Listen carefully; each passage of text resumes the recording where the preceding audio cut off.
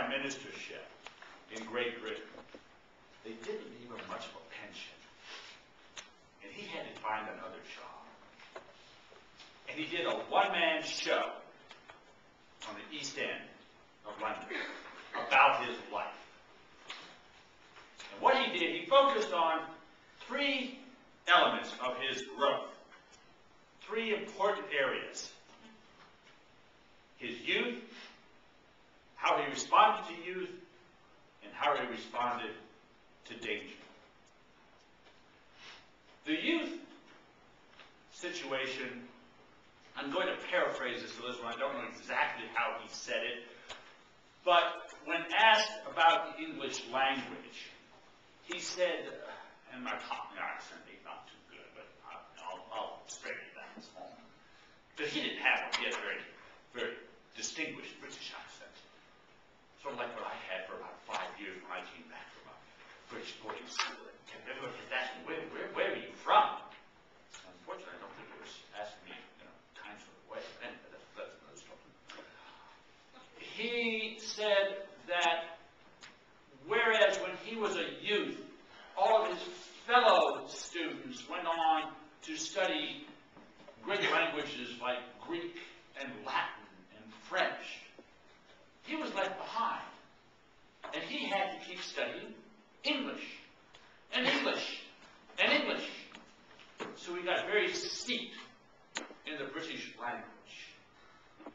And he used that to his advantage over the years. Probably, to me, the greatest use of that language was when he was asked to give the commencement address at Harrow School, which is a private grade school, up to high school. And I liken this speech to the Lincoln's Gettysburg Address. As you all know, Lincoln came, and in those days, the speaker at those kind of events was supposed to speak an hour, maybe an hour and a half. It was the afternoon entertainment. And of course, Lincoln got up there and read it in, how many minute and a half maybe, and sat down. Churchill did the same thing at Harrow School. It was expected to be a long presentation, and he stood up and gave what many of us have seen changed many, many times. Never give in.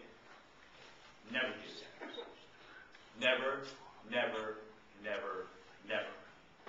In nothing, great or small, large or petty, never give in, except the convictions of honor and good sense. And he sat down. That was delivered at Harrow School on October the 29th, 1941. It has since been used by, we've all heard the never give in, never give in, never, never, never, never. I think the balance of it is even more important. In nothing, great or small, large or petty, never give in, except the convictions of honor and good sense. And the people, when he was doing this one-man show on the East End, a lot of them had never heard that, because of course back then, that hadn't been reproduced half a trillion times and bastardized in many ways that we've seen it done. So it was an education for those people. And the final one, a little bit longer. This one I do have totally memorized because I lived on the Royal Air Force Base Uxbridge, from which this battle was fought or controlled, and where Winston Churchill made this statement. Never, in the field of human conflict, has so much been owed by so many to so few. How many of you know what the context of that statement is? Battle of Britain. Battle of Britain. Here's the situation. Hitler planned to invade Great Britain. He needed to soften it up a little bit before the land invasion. So he sent the Luftwaffe across the channel to bomb London, to bomb the ports, to bomb everything to soften things up. The last line of defense was the Royal Air Force with the Spitfire fighters, which in this day, and even to this day, is one of the finest fighters